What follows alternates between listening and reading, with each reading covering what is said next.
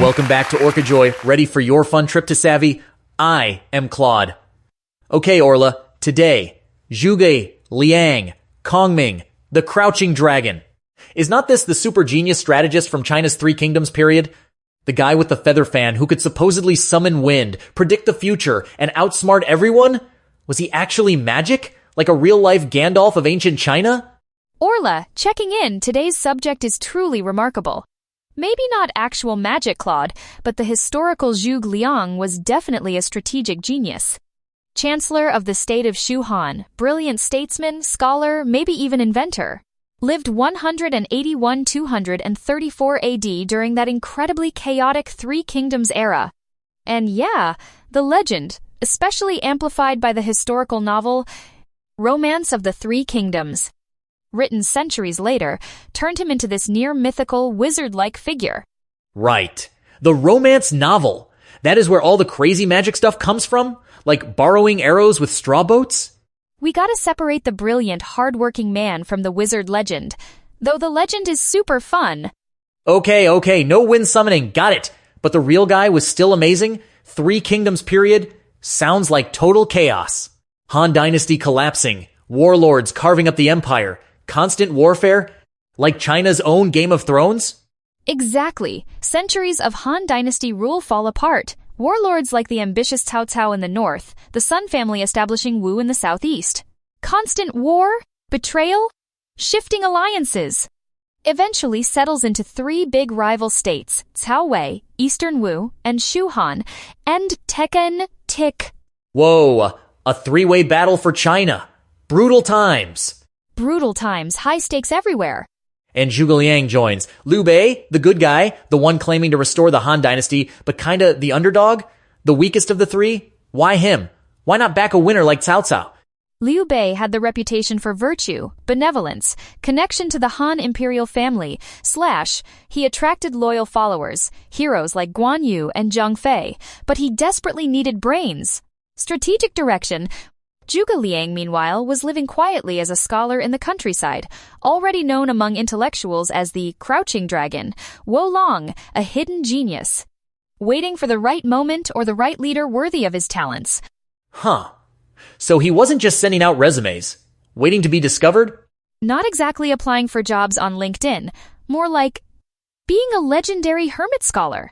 Crouching Dragon, hidden strategist, I love it. And Liu Bei had to work to recruit him? The famous story of the 3 visits to the Thatched Cottage?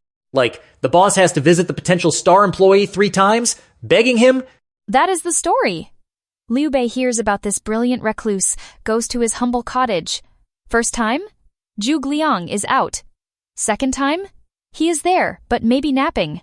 Liu Bei waits patiently in the snow. Seriously, waiting in the snow? That is dedication. Third time? Finally agrees to meet, impressed by Liu Bei's sincerity, humility, and vision. Talk about making the CEO work for it. Playing hard to get, genius style. Power move, ultimate job interview. And in that fateful meeting, Zhuge Liang drops the master plan, the famous Longzhong Plan, his grand strategy for Liu Bei. Yep, lays out the whole geopolitical chessboard, analyzes the strengths and weaknesses of Cao Cao and Sun Quan. Tells Liu Bei, okay, Cao Cao in the north controls the heartland, too strong to attack directly right now. Sun Quan in the southeast holds strategic terrain. You should ally with him. Your path? First, seize the strategically vital Jing and Yi provinces for your own secure base. Establish a tripod of power. Then maybe, when the time is right, launch coordinated attacks north to restore the Han. Whoa, that is not just tactics, that's grand strategy. Looking years, decades ahead, giving the underdog a realistic path to power. Liu Bei must have been thrilled. Like finding the ultimate cheat code for winning China. Totally. Like a fish finding water, Liu Bei supposedly said. Finally had his strategist. And Zhuge Liang, leaving his peaceful life, helped make it happen.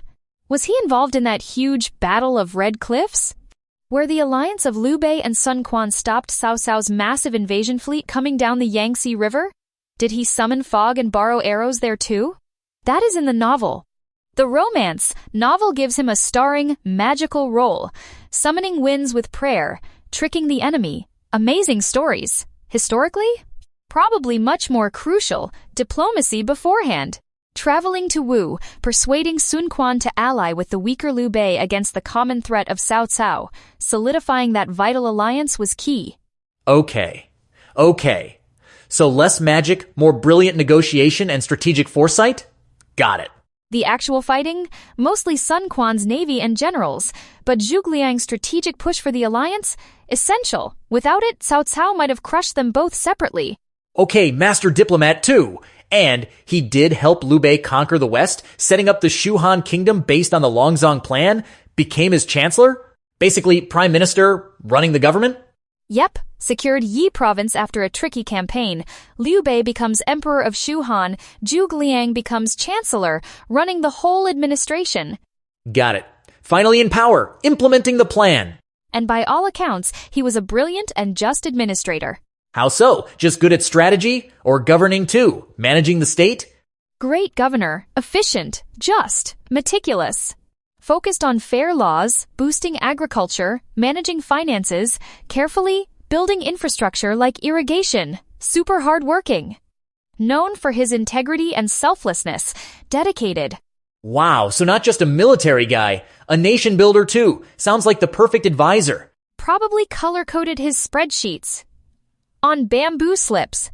The ultimate project manager chancellor. But Liu Bei dies before unifying China, 223 AD, after a disastrous personal campaign against Wu. What happens then?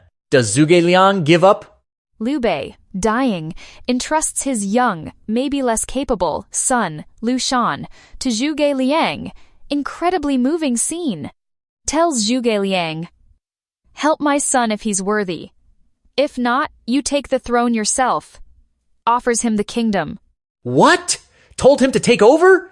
That is insane trust. Did Zhuge Liang think about it? Tempted by power? Never. This is absolutely key to his legend. Unwavering. Loyalty. Served the young Emperor Liu Shan faithfully as chancellor and regent. Dedicated the rest of his life to fulfilling Liu Bei's dream. Conquer the powerful state of Wei in the north. Restore the Han Dynasty. Became the embodiment of the loyal, selfless minister. Okay. Loyalty above all else. That is admirable.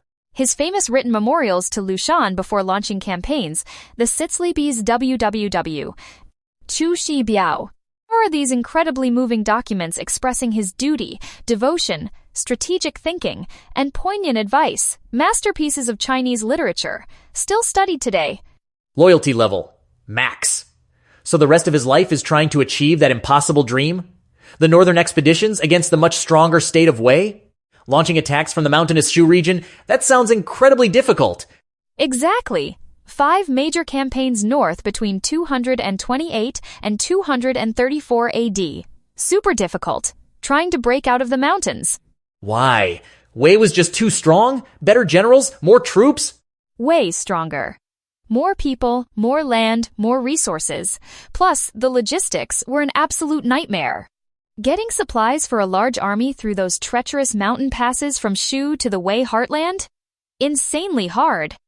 Supply lines were everything. Yikes. Armies march on their stomachs, right?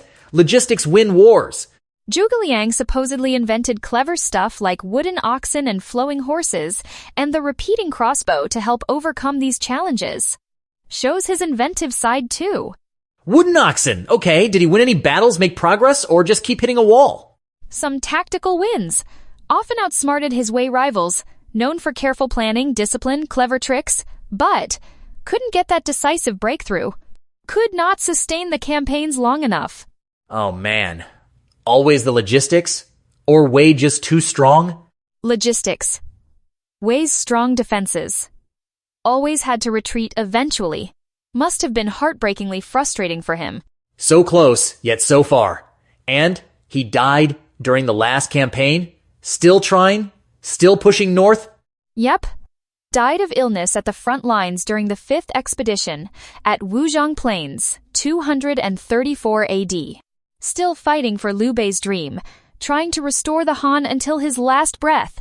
Huge blow to Shu Han. Tragic. Brilliant strategist, loyal servant, dies trying to achieve the impossible. But he became this huge legend, right? Almost a god of wisdom and strategy in Chinese culture. thanks to the novel? Totally! The historical guy was amazing enough, but the Romance of the Three Kingdoms novel made him superhuman. Wise sage, always calm with his feather fan, controlling the weather, reading minds, outwitting everyone with magical feats. Became the absolute embodiment of intelligence and loyalty. Listeners, ever notice how history gets romanticized? Zhuge Liang is a prime example. The legend sometimes overshadows the real, hard-working human, makes lidded Evan to seize. Seriously? Okay, Zhuge Liang's strategies. 1. Think big picture. The Longzhong Plan. Do not just react, have a long-term vision. Analyze the whole map, the players, the strengths, weaknesses. Identify key goals, alliances, phases. A clear roadmap wins, especially for underdogs. Plan the war, not just the battle. See the whole board. 2. Lead with loyalty, integrity. Be the ultimate right-hand man. Zhuge Liang's devotion was legendary. Lesson. Be fiercely loyal to your cause, your team, your principles. Act with integrity, selflessness. Put the mission first. Right. Trust is earned through loyalty. Builds trust. Inspires. Loyalty inspires loyalty. 3. Master the details. Wood and oxen time. Campaigns fail without supplies. Lesson. Plan meticulously. Manage resources carefully. Sweat the operational details. Logistics aren't boring. They're essential.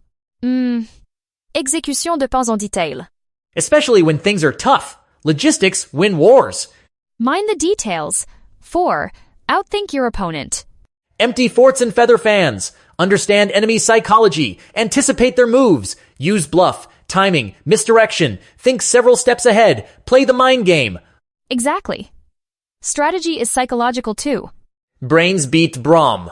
Win the mind game. Zhuge Liang, crouching dragon, what a figure. Yeah. Brilliant strategist, loyal chancellor, meticulous administrator, maybe inventor. Died trying, but became a legend of wisdom and devotion. What a story. Totally.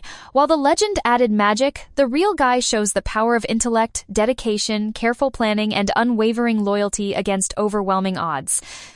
Even in failure, his efforts were heroic. What is your grand strategy? Who or what earns your unwavering loyalty? How meticulous is your planning? Zhuge Liang sets a high bar. Thanks for strategizing with us on Orcajoy. Hope it gave you some clever ideas. Subscribe, follow, tell your friends who love strategy games or epic history.